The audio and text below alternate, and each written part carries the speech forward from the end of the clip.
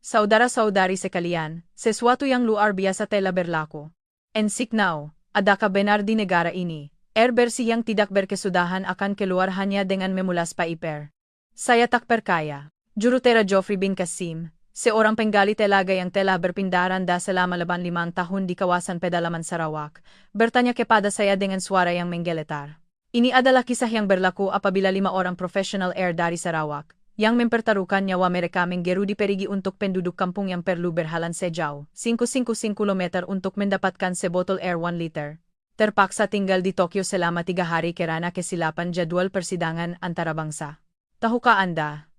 Hakikat yang mengejutkan bahwa para pekerja yang berkhidmat dalam persekitaran yang ekstrem di mana setitik air menentukan nyawa sa sebuah perkampungan, menangis teresak-esak di sebuah tandas awam Jepun. Tukang gali talaga yang hampir hilang akal melihat air mengalir dari pipe hotel dan terdiam melihat harga air mineral yang murah di kedai serbaneka. Mereka mengajar kami betapa ajaibnya kelimpahan air yang kita anggap remeh. Jumlah air yang keluar dari pipe ini dalam sehari lebih banyak daripada air yang keluar dari telaga yang kami gali sepanjang tahun. Kata-kata ini, yang diungkapkan oleh Saripudin Matnor, seorang tukang gali telaga berusia 45 tahun sambil menitiskan air mata, benar-benar menggoncang hati saya yang bertindak sebagai juru bahasa. Apakah harapan yang ditemui oleh mereka yang telah berjuang menentang kekurangan air di Jepun? Hari ini, saya akan berkongsi kisah 3 hari ajaib yang dialami oleh wira-wira modern yang berjuang untuk mengembalikan air kehidupan ke tanah Afrika, yang telah saya ubah suai kisahnya kepada kawasan pedalaman, Malaysia, di negara air, Jepun. Saya pasti Anda semua akan menyegarkan kembali rasa syukur Anda terhadap air yang mengalir dari pipe. Sebelum kita mula, silakan butang suka dan langgan saluran ini jika Anda sudi. Ia akan menjadi dorongan besar untuk saya menyampaikan lebih banyak kisah yang menghangatkan hati seperti ini kepada lebih ramai orang. Terima kasih. Selamat sejahtera. Saya Ensiknao Matsushima, seorang perunding pembangunan antarabangsa yang terlibat dalam pembangunan sumber air. Saya telah menyokong proyek penggerudian telaga di kawasan kekurangan air di seluruh dunia selama 25 tahun, tetapi 3 hari yang saya alami di Tokyo pada Oktober lalu adalah peristiwa yang paling mengharukan dalam hidup saya. Pada hari itu, saya bertindak sebagai juru bahasa untuk 5 orang juru teknik penggerudi telaga dari daerah pedalaman Sarawak. Mereka sepatutnya terbang terus dari Kuala Lumpur ke Geneva untuk menghadiri persidangan antarabangsa pembangunan sumber air Afrika anjuran pertubuhan bangsa-bangsa bersatu. Walau bagaimanapun, disebabkan kesilapan penerbangan, mereka terpaksa transit melalui Tokyo, dan kelewatan penerbangan sambungan menyebabkan mereka terkandas selama 3 hari. Kawasan pedalaman Sarawak, tempat juru teknik ini bekerja, adalah salah satu kawasan yang paling teruk dilanda kekurangan air di dunia. Jumlah hujan tahunan hanya 100 mm, kurang daripada 1/8 Tokyo. Reality pahit di sana ialah sumber air terdekat adalah 6 jam berjalan kaki sehala, dan wanita dan kanak-kanak memikul 2 liter air di atas kepala mereka. Ketua pasukan, Joffrey bin Qasim, seorang lelaki yang hidup hanya untuk menggerudi telaga di kawasan ini selama 15 tahun selepas menamatkan pengajian kejuruteraan awam di University tempatan. Beliau telah menggerudi lebih daripada 150 telaga dan menyediakan air bersih kepada lebih daripada 55 penduduk kampung. Namun, kesan kemarau menyebabkan paras air bawah tanah menurun dari tahun ke tahun, memaksa mereka untuk menggerudi telaga yang lebih dalam. Saripudin Matnor, seorang tukang gali telaga, mempunyai kemahiran untuk menggabungkan teknik penggerudian telaga tradisional yang diwarisi daripada bapaknya dengan mesin modern. Membolehkan dia menemui air dengan pasti walaupun dalam formasi geologi yang sukar. Telaga yang digalinya dipanggil telaga ajaib, mengalirkan air journey walaupun di tempat yang dikatakan tidak ada air. Hana binti Razali, seorang pegawai quality air, adalah salah seorang daripada beberapa juru teknik wanita di Malaysia. Dia bertanggung jawab menguji keselamatan air yang digali dan memastikan quality air yang selamat untuk diminum oleh penduduk kampung. Misinya adalah untuk melindungi penduduk kampung daripada penyakit bawaan air yang tercemar. Kebanyakan juru teknik ini tidak pernah melihat air mengalir dari pipe sejak mereka dilahirkan. Di kampung halaman mereka, air terpaksa dipam dari jauh di bawah tanah atau diangkut dari jauh. Mereka mengambil masa berjam-jam untuk mendapatkan 1 liter air, dan air itu terlalu berharga untuk digunakan selain daripada air minuman. Pada malam 10 Oktober, apabila mereka tiba di lapangan terbang Narita, kejutan pertama yang dialami oleh juru teknik adalah ditandas lapangan terbang. Apabila mereka memulas pipe, air mengalir deras, dan air itu sinar dan bersih. Joffrey bertanya kepada saya, Ada ka air ini benar-benar boleh diminum. Apabila saya menjawab, ya, air pipe di Jepun adalah yang paling selamat di dunia, beliau menunjukkan ekspresi tidak percaya. Di kampung kami, air yang dipam dari telaga pun perlu dimasak dahulu sebelum diminum. Tapi air ini boleh diminum terus. Di dalam bus dari lapangan terbang ke hotel, juru teknik ini terpaku melihat pemandangan malam Tokyo yang melintasi tingkap. Apabila saya menerangkan bahwa setiap kahaya yang tidak terhitung di kedua-dua bela lebuh raya adalah rumah yang mengambil mudah bekalan air dan elektrik, mereka terdiam. Adakah setiap bangunan yang berkahaya itu mempunyai pipe air? Tanya Saripudin dengan terkejut. Ya. Dan air bersih keluar dari setiap pipe. Jawab saya, dan bus itu diselubungi keheningan yang mendalam. Apabila kami tiba di hotel di Shinjuku dan dibawa ke bilik, kejutan pertama yang sebenar berlaku. Sebaik sahaja Hana memulas pipe air di singki bilik air, dia terduduk di lantai melihat air yang mengalir deras. Saya tak percaya. Jumlah air yang banyak ini keluar hanya dengan memulas pipe. Dia menadah air dengan tangan yang menggeletar dan menghirupnya dengan berhati-hati. Pada saat itu, air mata mula mengalir di pipinya. Air ini benar-benar manis dan sedap. Lebih bersih daripada air telaga yang kami uji. Bagaimana ini mungkin berlaku? Geoffrey mengalami kejutan yang sama di bilik bersebelahan. Beliau terkejut melihat bukan sahaja pipe bilik mandi, tetapi juga pankuran air mengeluarkan air suam yang banyak. Di kampung kami, mandi dilakukan sebulan sekali dengan mengelap badan dengan sebaldi air. Tetapi di sini, saya boleh membasuh badan dengan air bersih sebanyak ini setiap hari. Malam itu, juru teknik ini terlalu teruha untuk tidur. Di bilik hotel, mereka membuat panggilan antara bangsa kepada keluarga di kampung halaman mereka. Dalam panggilan Saripudin, Mak, saya berada di negara yang tak boleh dipercayai. Air yang lebih bersih daripada air telaga keluar tanpa hentikannya dengan memulas pipe. Dan air suam pun ada. Dari seberang telepon, kedengaran suara bimbang. Mengapa kamu berkakap merepek, Sarip? Adakah kamu demam? Keesokan paginya, mereka bangun awal untuk memeriksa pipe air sekali lagi. Mereka ingin memastikan bahwa apa yang berlaku semalam bukan mimpi. Dalam perjalanan ke restoran di tingkat bawah untuk sarapan, mereka sekali lagi terkejut melihat air pankut hiasan Cecil di lobi. Mereka menggunakan air untuk hiasan. Betapa mewahnya ini, kata Hana. Geoffrey mengira, dengan air pankut ini untuk sehari, 50 orang di kampung kami boleh hidup selama sebulan. Satu lagi kejutan menanti mereka semasa sarapan. Terdapat ais di dalam gelas di atas meja. Mereka letak ais dalam minuman. Tanya juru teknik muda.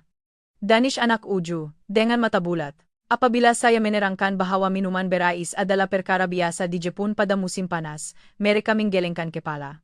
Mengingat elektrik dan air yang diperlukan untuk membuat ais di kampung kami, itu adalah satu kemewahan yang besar. Dan mereka meletakkannya dalam minuman untuk dikairkan. Selepas sarapan, kami melawat Biro Air Tokyo. Ini adalah program khas yang diatur dengan segera, karena juru teknik ini menunjukkan minat yang mendalam terhadap sistem air Jepun.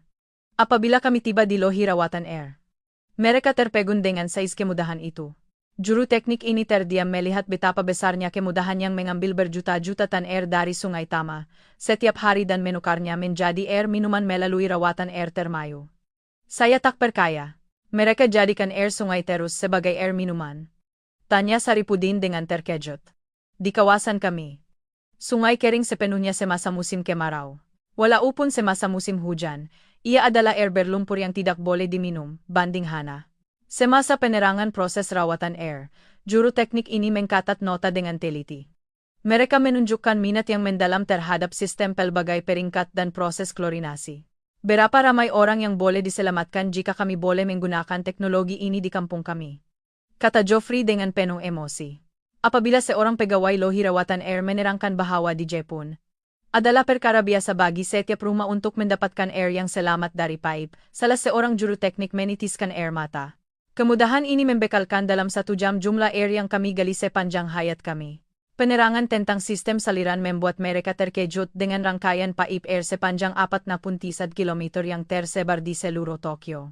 Jarak ini setara dengan mengelilingi bumi sekali. Di kampung kami, air diangkut secara manual dari telaga ke setiap rumah. Tetapi di sini, pipe air disambungkan ke setiap rumah, kata Danish dengan kagum. Kami melawat sebuah sento mandi awam, di Tokyo. Ini juga merupakan permintaan khas daripada juru teknik itu sendiri. Mereka ingin merasai secara langsung bagaimana orang Jepun mandi menggunakan jumlah air yang banyak. Apabila kami tiba di Sento Matsunoyo yang bersehara, seorang nenek pemilik menyambut kami dengan mesra. Kirana pelanggan asing jarang datang, dia dengan sabar menerangkan cara mandi kepada kami. Ekspresi juru teknik itu semasa menanggalkan pakaian di bilik persalinan adalah seperti menghadap upakara sushi. Bagi mereka, membasuh badan dengan jumlah air sebanyak itu adalah pengalaman pertama dalam hidup mereka. Sebaik sahaja mereka melangkah masuk ke bilik mandi. Kedengaran jeritan terkejut daripada juru teknik. Pemandangan kolam mandi besar yang dipenuhi air panas. Dengan uap air naik, adalah seperti mimpi. Semua air ini hanya untuk mandi. Tanya Saripudin dengan suara menggeletar. Apabila saya menerangkan bahwa air panas itu ditukar setiap hari, mereka terdiam. Keharuan yang besar berlaku semasa fase membasuh badan. Juru teknik mula menitiskan air mata seorang demi seorang karena jumlah air suam yang keluar dari pangkuran air. Joffrey duduk dan menangis. Ya Tuhan! Adakah kemewahan seperti ini dibenarkan? Orang di kampung kami hanya mengelap badan mereka dengan sekawan air. Hana juga menangis sambil berkata, wanita di kampung halaman saya berhalan berjam-jam setiap hari untuk mendapatkan air. Tetapi di sini, air bersih sebanyak ini keluar tanpa henti-hentinya dengan memulas paip. Juru teknik muda, putera anak Liom. Berdoa dengan menadah tangan di bawah pangkuran air. Nenek moyang, adakah saya telah datang ke surga? Dikelilingi oleh air bersih dan suam seperti ini. Keharuan semasa memasuki kolam mandi adalah lebih besar. Sebaik sahaja mereka berendam dalam air suam sehingga ke bahu, semua juru teknik mula menangis dengan kuat. Saya tak percaya. Seluruh badan saya dikelilingi oleh air suam. Adakah terdapat kemewahan seperti ini? Kata Saripudin sambil menangis. Di kampung kami hanya basah kuyup oleh hujan semasa musim hujan, tetapi kami tak pernah dikelilingi oleh air suam seperti ini. Adakah ini mimpi? Bisik Danish. Semasa berendam di dalam kolam, juru teknik ini teringat akan keluarga di kampung halaman mereka. Saya mahu istri dan anak-anak saya mengalami pengalaman seperti ini suatu hari nanti, kata Joffrey sambil memandang jauh. Ibu saya sakit pinggang setiap hari karena membawa air. Betapa leganya jika dia mempunyai air suam seperti ini, kata putera sambil memejamkan mata. Seorang datuk, pelanggan tetap Sento, melihat keadaan juru teknik dan menyapa mereka dengan mesra. Selamat datang dari jauh. Mandila dengan selesa. Kata-kata baik itu membuatkan juru teknik ini lebih terharu. Orang Jepun menikmati kemewahan ini sebagai perkara biasa, namun mereka juga baik kepada orang asing seperti kami, kata Hana dengan rasa syukur. Selepas mandi selama lebih daripada sejam, juru teknik itu kelihatan seperti dilahirkan semula. Bukan sahaja badan kami, tetapi hati kami juga disucikan, kata Saripudin dengan wajah yang segar. Setelah mengalami kemewahan sebanyak ini, apa yang harus kami bawa balik ke kampung halaman kami? Tanya Joffrey dengan wajah serius. Semasa meninggalkan Sento, nenek pemilik memberikan juru teknik itu tuala kesil. Apabila Anda kembali ke negara Anda, setiap kali Anda melihat tuala ini, ingatlah mandi di Jepun. Juru teknik itu membungkuk dalam-dalam untuk mengungkapkan terima kasih atas kata-kata itu. Tuala ini adalah harta kami. Kami akan menyampaikan kelimpahan air Jepun kepada orang di kampung halaman kami, kata Joffrey dengan penuh rasa syukur. Pada waktu petang, kami melawat taman tepi laut di Teluk Tokyo. Ini karena juru teknik ingin melihat air laut. Sebaik sahaja mereka melihat laut, juru teknik itu sekali lagi terkejut. Jumlah air sebanyak ini wujud. Tetapi ia air masin, jadi tak boleh diminum, kata Danish dengan ekspresi rumit. Di kampung halaman kami, jumlah hujan tahunan adalah 200 mm semasa musim hujan. Tetapi di sini, ada air yang tidak berkesudahan, walaupun tidak boleh diminum. Ironi, kata Saripudin sambil berpikir jauh. Dipilih air minuman di taman, juru teknik itu sekali lagi merasai air paip Jepun. Laut ada di sana, tetapi air tawar keluar dari paip. Bagaimana teknologi ini berfungsi? Tanya Hana dengan penuh minat.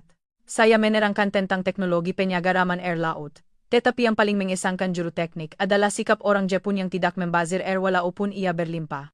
Juru teknik itu terharu melihat kanak-kanak yang bermain di taman minum air dari pilih air dengan berhati-hati. Ia berlimpah, tetapi semua orang minumnya dengan berhati-hati. Inilah kekayaan yang sebenar, kata Joffrey sambil mengangguk dalam-dalam. Makan malam pada malam itu, juru teknik ini juga belahar tentang budaya makanan Jepun. Mereka amat kagum dengan tabiat mengkusi tangan sebelum makan dan ukapan itadakimasu terima kasih atas makanan. Kami juga mengkusi tangan sebelum makan. Tetapi kami hanya menggunakan sedikit air yang berharga. Di sini, anda boleh membasu tangan anda dengan teliti dengan air yang mengkukupi, banding putera. Ukapan itadakimasu juga mengandungi rasa syukur terhadap air, kata Hana sambil menunjukkan kefahaman. Juru teknik ini lebih terkejut apabila mereka minum sup miso yang dihidangkan di restoran. Sup yang jernih dan sedap ini juga hanya boleh dibuat dengan air bersih, kata Saripudin dengan kagum. Di kampung halaman kami, air yang boleh digunakan untuk memasak adalah terhad. Tetapi di sini, mereka boleh menggunakan air yang berkualiti tanpa bimbang untuk memasak, kata Danish dengan rasa semburu. Pagi hari kedua, juru teknik ini melawat kedai Serbaneka. Mereka sekali lagi terkejut dengan harga air botol yang mereka lihat di sana. 6 ml air berharga 100 yen, kata Joffrey dengan ekspresi tidak perkaya. Di kampung halaman kami perlu menggali talaga untuk mendapatkan air bersih sebanyak ini, dan ia boleh dibeli dengan 100 yen. Kata Saripudin sambil mengira. Yang lebih mengejutkan ialah kepelbagaian jenis air. Terdapat pelbagai jenis air seperti air alkali, air keras, air berkarbonat, dan air berperisa. Air pun ada jenis. Kami bersyukur jika kami dapat sebarang air, kata Hana sambil berpikir jauh. Apabila mereka bertanya kepada juruang kedai Serbaneka tentang perbezaan antara air paip dan air botol, jawabannya ialah, kedua-duanya selamat, tetapi ramai orang memilih mengikut cita rasa mereka. Boleh memilih mengikut cita rasa. Adakah terdapat kemewahan sebanyak ini? Bisik Putera. Pada waktu pagi, mereka berpeluang melawat rumah keluarga biasa di Tokyo. Ia adalah program khas yang direalisasikan melalui kerjasama Biro Air. Kami melawat rumah keluarga Ensik Tanaka, yang terdiri daripada 4 orang, dan melihat penggunaan air di rumah Jepun. Juru teknik sekali lagi terkejut melihat air mengalir deras dari paip di dapur. Memasak, mengcuci pinggan, semuanya menggunakan air paip bersih, kata Hana dengan kagum. Juru teknik itu amat tersentuh melihat ibu mengcuci sayur-sayuran dengan air pipe. Di kampung halaman kami, sayur-sayuran digosok dengan pasir untuk menghilangkan kotoran. Air terlalu berharga untuk mengcuci sayur-sayuran, banding Saripudin. Yang paling mengejutkan adalah tandas. Apabila mekanisme tandas seram diterangkan, juru teknik terdiam. Dengan air sekali seraman ini, keluarga 4 orang di kampung kami boleh hidup selama sehari, kata Saripudin dengan wajah serius. Bapa Ensik Tanaka menunjukkan kepada mereka kepala pankuran air yang menjimatkan air dan usaha lain untuk mengelakkan pembaziran. Walaupun ia berlimpah, mereka tidak membazir. Sikap ini sungguh menakjubkan, kata Hana dengan kagum. Anak lelaki keluarga Tanaka, pelahar tahun 5, menunjukkan bahan kajian bebas musim panasnya tentang kepentingan air. Saya belahar bahwa terdapat ramai orang di dunia yang menghadapi masalah kekurangan air, kata budak lelaki itu. Juru teknik itu terkejut apabila mereka menemui gambar kampung halaman mereka sendiri digunakan dalam bahan itu. Kanak-kanak Jepun pun tahu tentang kami, kata Joffrey dengan terharu. Pada waktu petang, kami melawat Tokyo Skytree. Dari dek pemerhatian, juru teknik sekali lagi terpegun melihat pemandangan bandar Tokyo. Semua bangunan itu mempunyai bekalan air. Berjuta-juta orang boleh menggunakan air bersih, kata Danish sambil berpikir jauh. Semasa berehat di restoran di dek pemerhatian, juru teknik sekali lagi menelepon keluarga di kampung halaman mereka. Dalam panggilan Saripudin. Ayah, saya berada di negara seperti surga. Air tidak berkesudahan, dan semua orang hidup dengan rahmat itu. Pada waktu petang, kami berhalan di sepanjang sungai Sumida. Juru teknik itu tersenyum melihat kanak-kanak bermain air di taman tepi sungai. Kanak-kanak bermain dengan air. Pemandangan yang tidak dapat dibayangkan di kampung halaman kami, kata Hana dengan gembira. Pada pagi hari terakhir, juru teknik memohon untuk mengalami sento sekali lagi. Ia adalah pengalaman yang paling mewah dalam hidup kami. Kami mahu merasai kebahagiaan ini sekali lagi, kata Joffrey dengan serius. Di sento pagi, juru teknik itu berendam perlahan-lahan di dalam kolam sambil mengimbas kembali pengalaman 3 hari mereka. Kami adalah juru teknik penggerudi telaga. Tetapi apa yang kami pelajari di negara ini bukan sahaja teknologi, tetapi juga rasa syukur terhadap air, kata Saripudin dengan mendalam. Apabila mereka meninggalkan sento, nenek pemilik memberikan juru teknik itu tuala kesil. Apabila Anda kembali ke negara Anda, setiap kali Anda melihat tuala ini, ingatlah mandi di Jepun. Tuala ini adalah harta kami. Kami akan menyampaikan kelimpahan air Jepun kepada orang di kampung halaman kami, kata Joffrey dengan penuh rasa syukur. Di lapangan terbang Narita, juru teknik mengungkapkan terima kasih kepada saya, Ensik Now. 3 hari ini telah mengubah hidup kami. Kami belahar betapa indahnya hati negara Jepun, kata Joffrey sambil menggenggam tangan saya. Selepas kepulangan mereka, Saya menerima banyak message daripada juru teknik ini. Laporan daripada Joffrey, sebulan selepas kembali dari Jepun. Kami memulakan 5 proyek penggerudian Telaga Baharu, dan setakat ini kami telah mula membekalkan air di 3 kampung. Berita baik tiba 6 bulan kemudian. Melalui usaha gigi juru teknik itu, 50 Telaga Baharu telah digali di kawasan pedalaman Sarawak dan 30,000 penduduk kampung kini mempunyai akses kepada air bersih.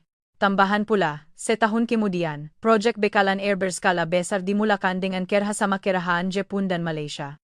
Proyek itu bertujuan untuk membekalkan air yang selamat kepada 100,000 penduduk kampung dengan memperkenalkan teknologi rawatan air terkini dari Jepun. Sebahagian daripada juru teknik itu kini datang ke Jepun untuk mempelajari teknologi. Saripudin kini sedang menuntut kejuruteran air di sekolah siswaza di Tokyo. Di kawasan tempat juru teknik ini bekerja, budaya menghargai air juga mula berkembang. Penduduk kampung kini kuba menggunakan air tanpa membazir. Memanggilnya gaya Jepun.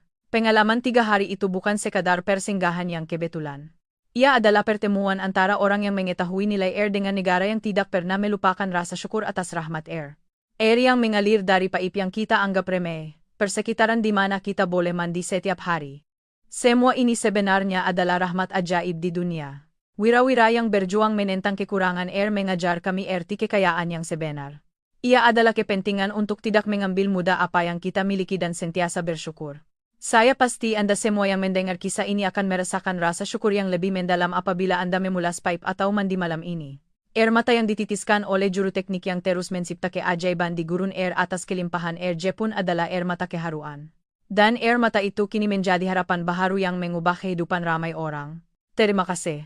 Saya berharap kisah yang menyentuh hati ini akan menjadi pencetus untuk memupuk rasa syukur terhadap air dan belas kasihan terhadap dunia.